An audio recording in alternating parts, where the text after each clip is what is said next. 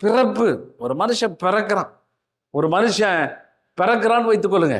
அந்த பிறக்கிற மனுஷன், அந்த மனுஷன் என்ன செய்யறான், அவன் எப்படி இந்த உலகத்துல வாழுகிறான் அப்படின்ற காரியங்களை குறித்து சொல்லப்படுகிறது.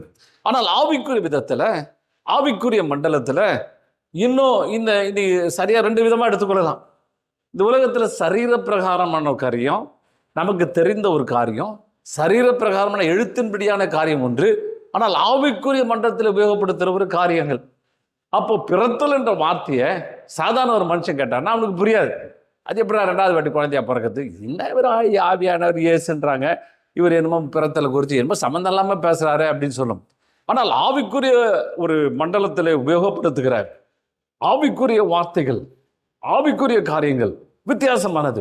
அதை தான் பவுல் அப்போஸ்தலன் சொல்லும் பொழுது பாருங்க, 1 கொரிந்தியர் 2வது அதிகாரம்